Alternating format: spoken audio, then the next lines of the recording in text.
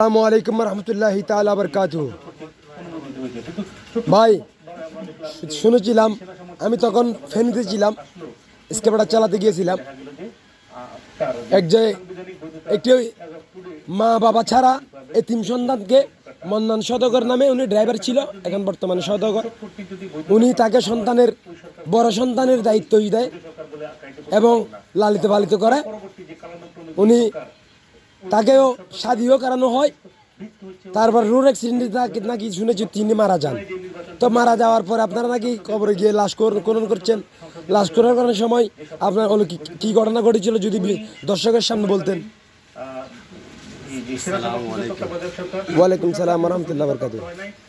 হ্যাঁ, যাহা শুনেছেন সত্যি শুনেছিলেন, ওটাই বাস্তব। আমরা দীর্ঘদিন যাবৎ খবর খনন করি এবং স্থাপনা করি, সংস্কারও করি।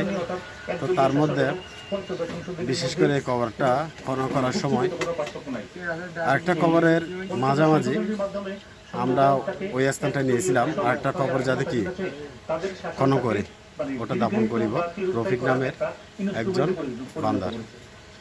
তো এখন কিছুক্ষণ করার সময় যেই জায়গাটা দিয়েছিল, অর্থাৎ বাবুল হক নামে একজন ব্যক্তি ওই লাশটা দাফন করার জন্য জায়গা দিয়েছিল।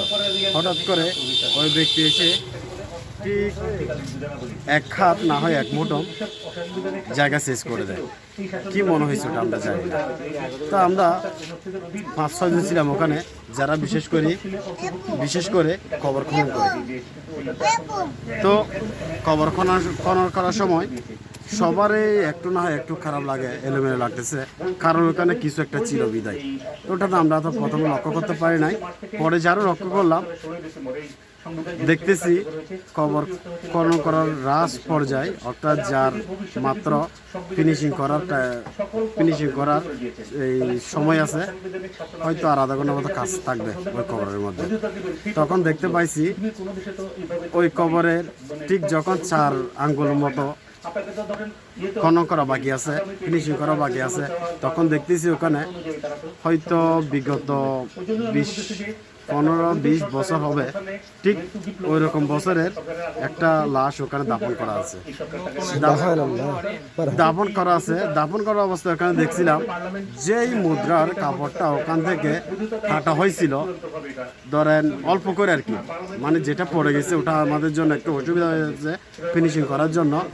তখন যখন এটা অনেকটা পরিষ্কার, যা পরিষ্কার কাপড় বর্তমানে কি নতুন কাপড় ওই রকম কি পাওয়া যায়, ওই রকম কাপড় দেওয়া হয়, ঠিক ওই রকম।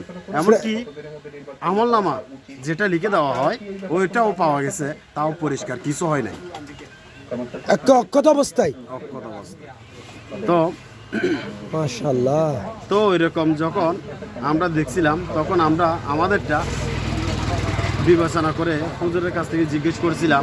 হুজুর বলছিল হয়তো ওখানে ভালো কিছু আছে, ভালো কিছু থাকতে পারে, এই জন্য হয়তো ওই রফিক নামে যে বান্দাটা আছে, ভালো একটা মানুষের পাশে হয়তো কি দাফন করা হয়েছে, হয়তো ভালো কিছু। ওইকে কি করো, এই একটা কবর দুইটা কবর, একটা কবরের জায়গা দিয়ে আরেকটা কবর সহ সংরক্ষণ করো, বা ওটা সংরক্ষণ করে এক কবরের মতো করে কি ঘেরো দিয়ে রাখো, হয়তো ওটা ভালো কিছু আজকে না হলে পরে ভালো কিছু হতে পারে, ওরকম একটা ধারণা দিয়েছ। তো আমাদের একটা কিছু মনে হয়েছে আগের কারো কবর আছে কিনা ওটা যাচাই করার জন্য আশেপাশে অনেকটা ঘর ছিল, কয়েকটা ঘর আছে, এদের কাছ থেকে জিজ্ঞেস করছিলাম, যার জায়গা তার কাছ থেকে জিজ্ঞেস করছিলাম ওখানে কি আপনাদের কাউকে দাফন করা হয়েছে কিনা। তার মানে বহু বছর আগের ঘটনা, মানে এরা কেউ জানে না এই সঙ্গে, মানে বর্তমান প্রসঙ্গে বৃদ্ধরাও না, কেউ জানে না। এদের ঘরে যারা বৃদ্ধ আছে তারা বলছে না, ওই রকম কাউকে তো আমরা, তাহলে মানে আমাদের গ্রামে তো মানে 100 বছর 70 বছর বয়সী লোকও আছে, এরাও জানে না। এরাও বলতেছে কি ওখানে কারো দাফন করা হয় না। তো ওটা আমরা অবশ্যই যখন কাউকে দাফন করা হয় না বলতেছে, তখন আমরা কি করি না, ওটা নিয়ে আর কোনো কাউকে বলা বলিও করি না। শুধু যখন ওইটা আমরা কবর খনন করা শেষ হলো, দাফন করা শেষ হলো, তখন শুধুমাত্র যার ছেলে হিসেবে কি দাবি করছে অর্থাৎ আব্দুল মান্নান সওদাগর, যিনি আগে ড্রাইভার ছিল, ওনাকে বলছিলাম, এবং যার বাণী বিয়ে দিয়েছে, বাণী কেউ রফিকের কাছে বিয়ে দিয়েছে, তাকে বলছিলাম যাতে কি করে এটাকে একটা খবর হয় দুটা খবর কি করে সংরক্ষণ করে রাখে। আচ্ছা, এই হলো কথা। আর আরেকটা ঘটনার কথা কি আপনি বলছিলেন কাকে জানি শুনলাম, আপনার জীবনে ঘটে যাওয়া আরেকটা ঘটনা, এটা যদি বলতেন। কোনটা? খবরের ব্যাপারে আরেকটা খবর নাকি এই ধরনের আপনি দেখছেন নাকি বলছেন? না, যেটা দেখছিলাম তাও এই ধরনের একটু, তাও আরো আমরা যেটা খবর করছি তার মধ্যে আরো 1 হাতে 1.5 হাত নিচে আমরা গিয়েছিলাম, তখন 1 হাত উপরে, ঠিক তাও আবার এরকম একটা লাশের মতো লাশ পাইছি, কাপড়ের কাপড়ও পাইছি, কাপড়ের কাপড় হয়তো অনেক পুরাতন, তাও এটাও অনেকটা পরিষ্কার ছিল, তাও ওইটা। আর তারপরও এটার মধ্যে আর এটার মধ্যে একটু ডিফারেন্স আছে, ওটাই রফিকেরটা সবচেয়ে কি বেস্ট, মানে বেটার ছিল। কাপড়ের কাপড় এখনো পর্যন্ত দেখেন নতুন কিনলে দামা যেরকম জকজকে ছিল, তাই না? মাশাআল্লাহ। এই যে যারা বলেন মরা, আসলে মৃত্যুর পরেও যারা পৃথিবী থেকে বাজার করে নিয়ে যাবে পরকালের মুক্তির দিশার জন্য, তাদের জন্য সেখানে রিজিকের ব্যবস্থা করা হয়, তাদেরকে সেখানে সব কিছু দেওয়া হয়, তাদের কাফনের কাপড় পর্যন্ত কোনো কিছু খেতে পারবে না। লাশ তো অনেক দূরের কথা। আপনারা এই ধরনের ভুল বিবেচনা থেকে দূরে আসুন, হক কথা বলুন, সৎ পথে চলুন, হালাল কান নামাজ পড়েন, আল্লাহ আল্লাহ জিকির করেন, সব সমস্যা মিটে যাবে।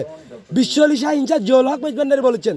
তো আমি বারবার বিনয়ের সাথে আপনাদেরকে বলবো, ভুল রাস্তা থেকে বিরত থাকুন, শয়তান থেকে বিরত থাকুন, কারণ শয়তানের বড় ভাই হাতে দিয়েন না, শয়তানকে প্রশ্রয় দিয়েন না, এগুলি শয়তানি। আপনারা এগুলি ছেড়ে দেন, সুন্নিয়তের পতাকা তলে আসেন, আসার মতো করে আসেন, দাবি করবেন না, প্রমাণ করবেন কি দিয়ে, মুস্তাফার সুন্নত দিয়ে নিজেকে সাজাবেন, মুস্তাফার রঙে রাঙাবেন। ভালো থাকবেন, সুস্থ থাকবেন। এতক্ষণ পর্যন্ত আপনাদেরকে কষ্ট দেওয়ার জন্য আন্তরিক দুঃখিত, ক্ষমা চেয়ে নিচ্ছি। আসসালামু আলাইকুম ওয়া রাহমাতুল্লাহি তাআলা ওয়া বারাকাতুহু। আসসালামু আলাইকুম।